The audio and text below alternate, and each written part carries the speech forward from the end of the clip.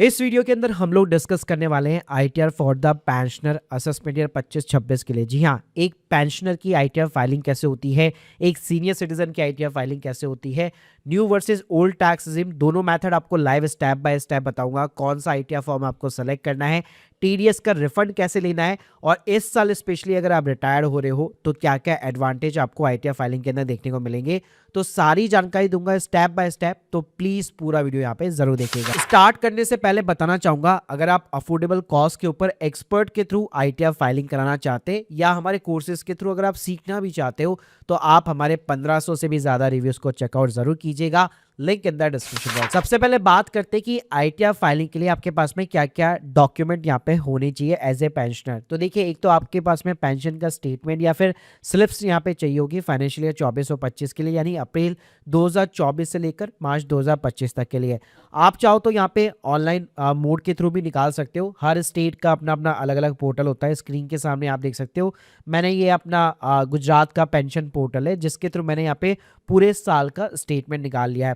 तो इस तरीके से आपका जितना भी बेसिक सैलरी का अमाउंट है, जो भी आपका पेएबल है, डिडक्शंस वगैरह है, नेट अमाउंट जो भी है, वो उसका एक पूरा आप यहाँ पे स्टेटमेंट निकाल सकते हो। अब बात आती है कि कौन सा आईटीआर फॉर्म आपको फाइल करना है। लोगों के माइंड में ये रहता है कि हर साल मैं आईटीआर 1 फाइल करता हूँ तो इस साल उसी के साथ में प्रोसीड करूंगा, लेकिन उसके पहले हमेशा आपको अपना एएस यहाँ पे जरूर चेक करना है इनकम टैक्स पोर्टल पे लॉग इन करके। अब देखिए, यहाँ पे आप टैक्स पेयर इन्फॉर्मेशन समरी के अंदर जाएंगे तो यहाँ पे आपके पैन कार्ड के अगेंस्ट में जो भी आपकी पेंशन की इनकम है, जो भी आपका सेविंग बैंक अकाउंट का इंटरेस्ट है, जो भी आपका एफडी जो आपने करा रखी है उसके ऊपर जितना आपको इंटरेस्ट मिला हुआ है, और उसके अलावा अगर आपने कोई भी म्यूचुअल फंड या स्टॉक मार्केट में स्टॉक्स वगैरह सेल आउट किए, इक्विटी सेल आउट किए, तो उसकी पूरी इन्फॉर्मेशन एज ए समरी यहाँ पे आपको दिखाई देगी। अब देखो, सिर्फ और सिर्फ अगर आपकी पेंशन से इनकम है, बैंक का नॉर्मल छोटा मोटा इंटरेस्ट है, डिविडेंड की इनकम है, तो आप आईटीआर 1 को फाइल कर सकते हो। लेकिन अगर आपने स्टॉक्स बेचे हैं, म्यूचुअल फंड बेचे, तो आपको फिर आईटीआर 2 की तरफ यहाँ पे प्रोसीड करना पड़ेगा।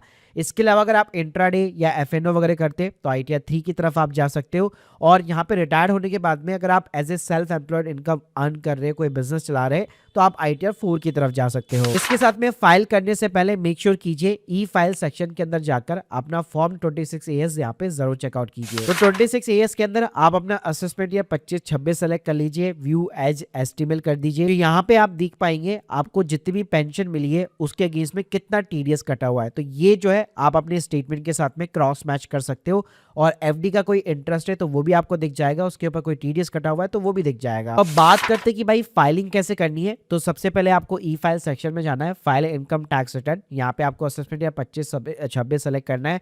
आपका मोड यहाँ पे ऑनलाइन रहेगा, कंटिन्यू बटन पे क्लिक करना है, स्टार्ट न्यू फाइलिंग। इंडिविजुअल आपका स्टेटस रहेगा, कंटिन्यू बटन पे क्लिक कीजिए। तो अभी हाल फिलहाल केवल आईटीआर और 4 फॉर्म यहाँ पे इंट्रोड्यूस किए गए हैं, और 2 और 3 भी यहाँ पे जल्दी आ जाएंगे। तो मैं आपको इस वीडियो के अंदर स्टेप बाय स्टेप आईटीआर 1 के साथ सारी चीजें सिखाने वाला हूँ। तो यहाँ पे सिंपली आपको प्रोसीड विद आईटीआर 1 करना है, ओके बटन पे क्लिक करना है, लेट्स गेट स्टार्टेड। उसके बाद में ये आपसे रीजन पूछेगा क्यों फाइल करना चाहते हैं आप आईटीआर, तो सिंपली आप अदर रीजन को यहाँ पे सेलेक्ट कर सकते हैं, कंटिन्यू बटन पे क्लिक कीजिए। अब यहाँ आप देखेंगे 5 शेड्यूल ओपन हो जाते हैं, तो 1 बाय 1 करके हमको सबको कंफर्म कराना है। तो चलो शुरुआत करते हैं हम लोग पर्सनल इन्फॉर्मेशन के साथ। तो सबसे पहले यहाँ पे आता है नेचर ऑफ द एम्प्लॉयमेंट। तो देखिए, अगर आप रिटायर्ड हो चुके हैं, तो अगर आप सेंट्रल गवर्नमेंट के एम्प्लॉयज है तो यहाँ पे आप देख सकते हैं सीजी पेंशन आपको देखने को मिल जाएगा। अगर स्टेट गवर्नमेंट है या पीएसयू है तो उसके अकॉर्डिंग आप प्रोसीड कर सकते हो, और अदर का भी यहाँ पे ऑप्शन प्रोवाइड किया गया है। उसके बाद में नीचे आना है आपको, तो यहाँ पे आप देखोगे बाय डिफॉल्ट यहाँ पे आपका नो सेलेक्ट रहेगा, यानी कि न्यू टैक्स में हम लोग आईटीआर फाइल करने वाले हैं। तो मैं आपको दोनों तरीके बताऊंगा। तो पहले हम लोग न्यू के साथ में प्रोसीड करते, फिर हम लोग ओल्ड के साथ में भी इसको देखेंगे। तो इसको यहाँ पे मैं नो रहने दूंगा। नीचे की साइड में आपको यहाँ पे बैंक डिटेल्स देखने को मिल जाती है। अगर ऐड नहीं है तो आप अपना अकाउंट नंबर आईएफएससी कोड देकर प्री वैलिडेट कराकर बैंक डिटेल्स यहाँ पे आप ऐड करवा सकते हो। अब आता है हमारा मेन यहाँ पे शेड्यूल, ग्रॉस टोटल इनकम, और इसके अंदर सबसे पहले आता है इनकम फ्रॉम द सैलरी। जी हाँ, तो कंफ्यूज मत होइएगा, इसी शेड्यूल के अंदर जो है आपको अपनी पेंशन की जो इनकम आपको मिल रही है हर महीने, वही यहाँ पे आपको इंसर्ट करनी है। तो यहाँ पे आप देख सकते हैं, हो सकता है मोस्टली डेटा आपको यहाँ पे प्रेफिल्ड मिले, सैलरी एस्पेक्ट सेक्शन 70 सबसेक्शन 1। तो इसी के अंदर आपको अपनी जो भी यहाँ पे पेंशन की इनकम है पूरे 12 महीने की, वो यहाँ पे आपको इंसर्ट करनी है। तो ये जो चीज़ है, आप अपनी ग्रॉस सैलरी जो है आप अपने पेंशन का जो स्टेटमेंट है उससे भी क्रॉस वेरीफाई कर सकते हो। उसके बाद में सिंपली यहाँ पे आपको नीचे की साइड में आना है। तो यहाँ पे आप देखेंगे सेक्शन 10 के आपको कई सारे अलाउंसेस वगैरह देखने को मिलते हैं। जी हाँ, तो देखिए ओल्ड टैक्स में वैसे आपको कोई भी अलाउंसेस का एग्जेम्पशन नहीं मिलता, लेकिन स्पेशली इस साल अगर आप रिटायर्ड वगैरह हो रखे तो यहाँ पे आप देख सकते हैं ऑटोमेटिकली यहाँ पे आपको कुछ सेक्शन दिखाई देंगे, जैसे ग्रेचुटी का सेक्शन दिखाई देगा। तो इस साल अगर आप रिटायर्ड हुए हैं, अगर आपको टैक्स फ्री यहाँ पे ग्रेचुटी वगैरह मिली है तो उस अमाउंट को आप इंसर्ट कर सकते हो। और इस चीज़ को चेक करने के लिए अगर आपके पास फॉर्म 16 है तो बहुत बढ़िया बात है, तो वहाँ पे आपको सेक्शन 10 के अंदर जितने भी अलाउंसेस जो एग्जेम्प्ट होते हैं न्यू टैक्स रिजिम के अंदर वो आपको देखने को मिल जाते हैं। ऐसे ही इस साल अगर आप रिटायर हुए हैं तो आपकी जो computed value of the pension receive है वो अमाउंट भी यहाँ पे एज ए एग्जाम्पशन आप ले सकते हो। बाकी HRA वगैरह हो गया, LTA वगैरह हो गया, ये चीज़ें ना न्यू टैक्सेस में अलाउ नहीं रहती है। और अगर ऐसा कुछ भी नहीं मिला तो इन सबको आप सिंपली यहाँ पे जो है डिलीट वगैरह भी कर सकते हो। फिर नीचे की साइड में आप जाओगे, न्यू टैक्स जो हम लोगों ने सेलेक्ट कर रखी है तो आपकी पूरे जो 12 महीने की पेंशन है उस पर आपको 75,000 रुपए का एक स्टैंडर्ड डिडक्शन का बेनिफिट देखने को मिल जाएगा। अब जो नेक्स्ट कॉलम है वो हमारा हाउस प्रॉपर्टी का है। तो अगर कोई प्रॉपर्टी अगर आपने रेंट के ऊपर दे रखी है तो यहाँ पे आपको लेट आउट का ऑप्शन मिल जाता है। अपने 12 महीने का रेंट जो है आप यहाँ पे इंसर्ट कर सकते हो, और जो भी टैक्स वगैरह अगर आपने पे किया लोकल म्युनिसिपल पार्टी को उसका भी एडवांटेज आप यहाँ पे उठा सकते हो। लेकिन एक चीज का यहाँ पे ध्यान रखिएगा, अगर आपकी सेल्फ ऑक्यूपाइड प्रॉपर्टी है और स्टिल अगर आपका होम लोन चल रहा है तो उसका एडवांटेज या इंटरेस्ट का जो बेनिफिट होता है बेसिकली वो आपको न्यू टैक्स रिजिम में नहीं मिलेगा। लेकिन अगर आपने किराए पे दे रखी प्रॉपर्टी, उस पे होम लोन चल रहा है तो डेफिनेटली जो भी आप इंटरेस्ट पे कर रहे हो उसका आप टैक्स का एडवांटेज ले सकते हो। तो वो टैक्स का एडवांटेज कैसे मिलेगा, यहाँ पे आपको सेक्शन 24 सबसेक्शन बी देखने को मिल जाता है। तो इस साल ये चेंज आया है यहाँ पे कि आपको एडिशनल डिटेल्स प्रोवाइड करनी है कि बैंक से मैंने लोन लिया है, आपको बैंक का नाम लिखना है, कौन सा लोन अकाउंट नंबर है, कब आपका लोन सैंक्शन हुआ था, total amount of the loan, outstanding कितना है और कितना आपने इंटरेस्ट यहाँ पे EMI के रूप में आपने पे किया है पूरे साल भर के अंदर। तो 2 लाख रुपए तक मैक्सिमम यहाँ पे आप डिडक्शन ले सकते हो। लेट आउट प्रॉपर्टी है तो न्यू टैक्स में भी आपको एडवांटेज देखने को मिल जाएगा। उसके बाद में यहाँ पे income from the other sources का कॉलम दिखाई देगा आपको। तो यहाँ पे सबसे पहले आपको कुछ डेटा प्रीफिल मिलेगा, जैसे कि आपकी बैंक की FD का इंटरेस्ट हो गया, सेविंग अकाउंट का इंटरेस्ट हो गया, और इसको आप अपने AIS के थ्रू यहाँ पे क्रॉस वेरीफाई कर सकते हो। कोई भी डिटेल्स ऐड करनी है, एडिट करनी है, आप यहाँ पे आराम से कर सकते हो। लेकिन यहाँ पे एक चीज का ध्यान रखिएगा, जो आपका ATTT हो गया या TTB के अंदर जो डिडक्शंस आपको मिलती है वो न्यू टैक्स में अलाउ नहीं रहती है। तो यहाँ पे सिंपली आपको अपना जो भी टैक्सेबल इंटरेस्ट है जो आपको AIS के अंदर दिख रहा है वो आपको यहाँ पे पुट करना होगा। उसके बाद में नीचे की साइड में जाएंगे तो इस साल से ये चेंज आया है, अगर आपने शेयर्स वगैरह बेचे हैं या म्यूचुअल फंड बेचे हैं उसके ऊपर लॉन्ग टर्म कैपिटल गेन है और प्रॉफिट मान लीजिए आपका 1,25,000 रुपए के नीचे है, तो सिंपली आप अपनी टोटल कॉस्ट वैल्यू यानी कि टोटल जितने भी आपने बेचा है यहाँ पे सेल वैल्यू और जितना भी आपका कॉस्ट ऑफ एक्विजिशन है जो टोटल आपकी बाइंग वैल्यू है वो आप यहाँ पे डाल सकते हो।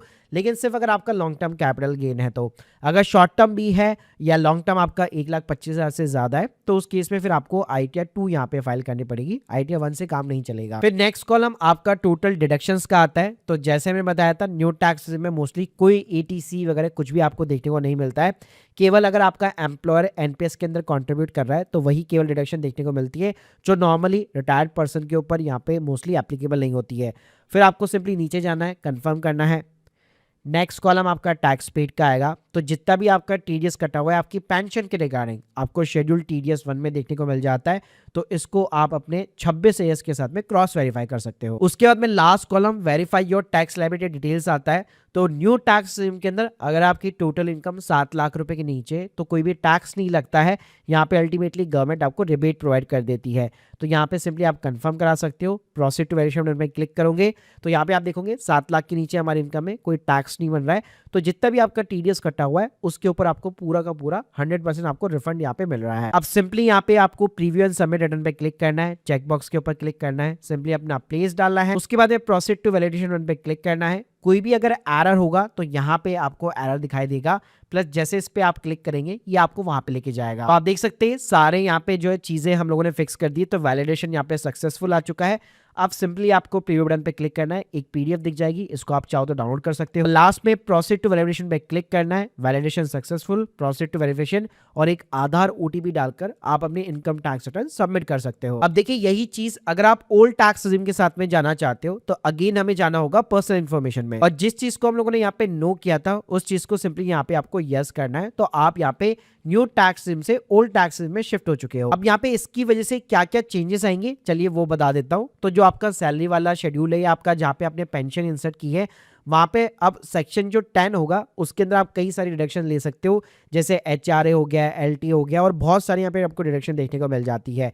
तो ये सारी एप्लीकेबल हो जाएगी। इसके अलावा स्टैंडर्ड डिडक्शन पहले 75,000 रुपये मिल रही थी, अब आपको सिर्फ 50,000 रुपये मिलेगी, लेकिन प्रोफेशनल टैक्स का कॉलम खुल जाएगा, तो अगर डिडक्ट होता है आपका तो उसका एडवांटेज आप ले सकते हो। इसके साथ में अगर हाउस प्रॉपर्टी पे, सेल्फ ऑक्यूपाइड प्रॉपर्टी पे अगर आपने लोन ले रखा है तो वो ओल्ड टैक्स में यहाँ पे अलाउ है। और उसका डिडक्शन लेने के लिए अगेन जैसे मैंने आपको पहले बताया था, आपको proper loan account number, name of the bank हो गया, date of sanction of loan, मतलब और ज्यादा एडिशनल डिटेल्स यहाँ पे आपको देनी पड़ेगी जो इस साल से एप्लीकेबल है। इसके अलावा यहाँ पे टोटल इनकम के अंदर कोई आपका चेंज नहीं है, आप अपनी एग्जाम्प्ट इनकम दिखा सकते हो, और वही अगर आपका 1,25,000 के नीचे लॉन्ग टर्म कैपिटल गेन है तो वो आप यहाँ पे दिखा सकते हो। फिर जो चेंज होगा वो टोटल डिडक्शंस के अंदर होगा। तो यहाँ पे आप देखोगे ATC अनेबल हो चुका है, लेकिन हर साल की तरह सीधा 1.5 लाख रुपए यहाँ पे आप क्लेम नहीं कर पाओगे। यहाँ पे इस साल चेंजेस ये है कि आपको एक एक चीज का ब्रेकअप देना पड़ेगा, यानी वो जो 1.5 लाख रुपए है, लेट सपोज अगर आपने 5 साल की टैक्स सेविंग FD करा रखी है तो यहाँ पे आप उसका सिंपली तरीके से अमाउंट डालिए, और जो भी उसका डॉक्यूमेंट आइडेंटिफिकेशन नंबर है, FD का रिसिप्ट नंबर है, वो आपको यहाँ पे पुट करना पड़ेगा। ऐसे अगर आपका लाइफ इंश्योरेंस है या फिर बच्चों की फीस वगैरह है या ऐसा कुछ भी है जो ATC के अंदर एलिजिबल हो, तो वो सारी चीजें आपको 1 बाय 1 करके डॉक्यूमेंट नंबर के साथ में, पॉलिसी नंबर के साथ में एक एक चीज यहाँ पे आपको पुट करनी है। ऐसे ही 80D के अंदर अगर आपका हेल्थ इंश्योरेंस है जिसका प्रीमियम आप पे कर रहे हैं और आप सीनियर सिटीजन है, तो आप यस करके यहाँ पे जितना भी आपका बेसिकली मेडिकल का एक्सपेंडिचर है या फिर आपका जो हेल्थ इंश्योरेंस है आप वो ले सकते हो। लेकिन इस साल से भी चेंज ये हुआ है कि यहाँ पे डिटेल ऑफ द इंश्योरेंस देना पड़ेगा, यानी कौन सी कंपनी से आपने इंश्योरेंस ले रखा है, उसका पॉलिसी नंबर क्या है और कितना प्रीमियम आप हर साल पे कर रहे हो, यानी ये एडिशनल इन्फॉर्मेशन अब गवर्नमेंट यहाँ पे आपसे मांग रहा है। ऐसे ही अगर आप देखेंगे तो ओल्ड टैक्स में जितने भी आपको टैक्स के एडवांटेज मिलते हैं सभी के सेक्शन आपको दिखेंगे, लेकिन इस साल सभी में ये चेंज किया गया है कि आपको बकायदा डॉक्यूमेंट नंबर के साथ में सारे इन्फॉर्मेशन देनी है ताकि आप फेक डिडक्शन वगैरह क्लेम ना कर सको। उसके बाद में टैक्स पेड के अंदर कॉलम के अंदर कोई चेंजेस नहीं है, वेरीफाई और टैक्स लायबिलिटी में कोई चेंजेस नहीं है। अगर आपकी इनकम 5 लाख को क्रॉस करती है, ऑब्वियसली बात है स्लैब रेट के अकॉर्डिंग यहाँ पे आपका टैक्स बनेगा, गवर्नमेंट आपको कोई भी रिबेट वगैरह प्रोवाइड नहीं करेगी। तो यहाँ पे आप प्रोसीड टू वेरिफिकेशन उन पे क्लिक कर सकते हैं और अपनी ओल्ड टैक्स के अंदर पूरी समरी यहाँ पे चेकआउट कर सकते हैं। फिर आगे की वही स्टेप है जो मैंने आपको थोड़ी देर पहले बताया थे, आपको लास्ट में जाके आपको एक OTP डाल के अपनी ITR को सबमिट करना पड़ता है। तो इस तरह से न्यू वर्सेस ओल्ड टैक्स दोनों के अंदर आप अपनी ITR को ड्राफ्ट कर सकते हो और चेक कर सकते हो जो भी ज्यादा बेनिफिशियल है आपके लिए उसके अंदर आप ITR को फाइल कर सकते हो। बाकी गाइस इसके अलावा अगर आपका कैपिटल गेन है, शॉर्ट टर्म है, लॉन्ग टर्म है, क्रिप्टो है या फिर let's suppose property sell out की है, तो उस केस में फिर आपको ITR 2 की तरफ यहाँ पे प्रोसीड करना पड़ेगा, और उसके ऊपर मेरा डिटेल वीडियो ऑलरेडी क्रिएट किया हुआ है, आपको एक प्लेलिस्ट के लिंक डिस्क्रिप्शन बॉक्स में प्रोवाइड कर दूंगा। बाकी आप चाहो तो हमारी सर्विसेज भी अवेल कर सकते हो, और सीखना चाहते हो तो हमारे कोर्स के अंदर भी आप एनरोल कर सकते हो। आप बाकी आप लोग के जो भी डाउट्स है कमेंट बॉक्स के अंदर जरूर बताइएगा। Thank you guys, thank you.